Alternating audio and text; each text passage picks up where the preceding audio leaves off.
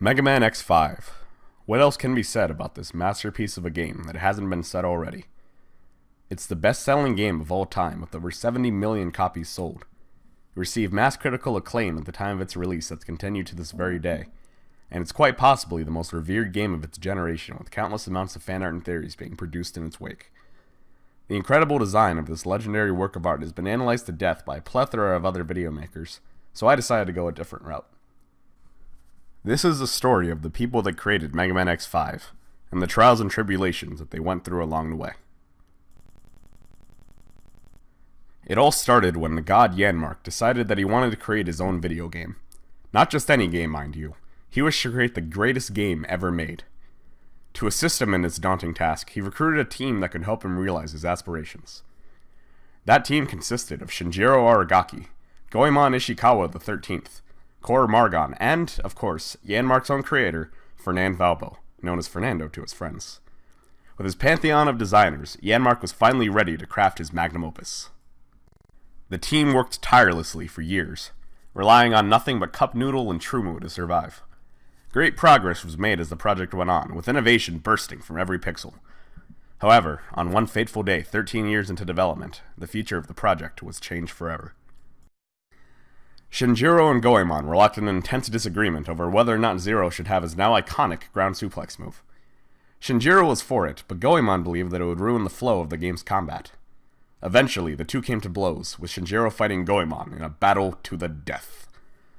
Shinjiro attempted to fight the best he could with his persona, but Goemon's sword, Zantetsuken, proved to be too much, and he was fatally wounded.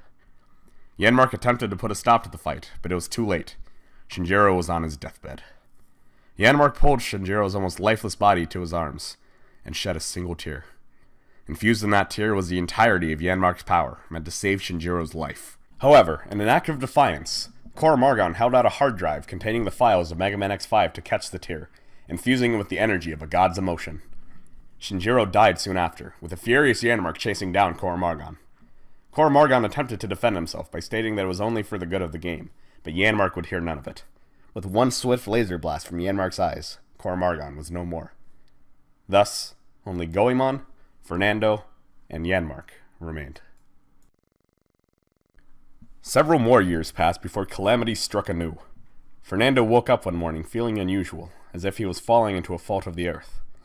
He attempted to walk, but instantly collapsed to the ground. Goemon and Yanmark called in the best doctors in the world to treat him, and it was then that it was discovered. Fernando's diet had consisted of nothing but cheap ramen and chocolate milk for almost 2 decades, and it had caused most of his organs to fail. He would be dead in a month. When the news reached Fernando's ears, he swore that he would spend the rest of his days working tirelessly on the game. Some of the most inspired parts of the game came from this period, such as Mega Man's bubble rocket and Zero's watermelon chucking. Finally, Fernando could take no more, and he succumbed to his illness on April 20th.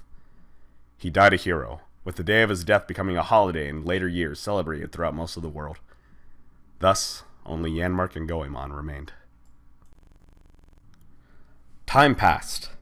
Finally, 25 years after development had begun, the game was finished, and, well, you know the rest. Many sacrifices were made in order to create it, but most would agree that they were worth it.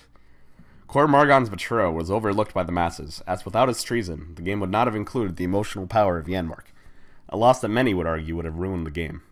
Thus, Core Margon is now remembered as a patron saint in Yanmark's religion, watching over his zealots alongside Shinjiro and Fernando. Eventually, their attention would turn to the growing power of the Kaifer Armada, but that is a story for another time. After development finished, Yanmark and Goemon would go their separate ways. Yanmark continued to watch over humanity, while Goemon went to Japan to buy some candy for a very special baby. Thus marks the end of the story. I hope that you enjoyed it.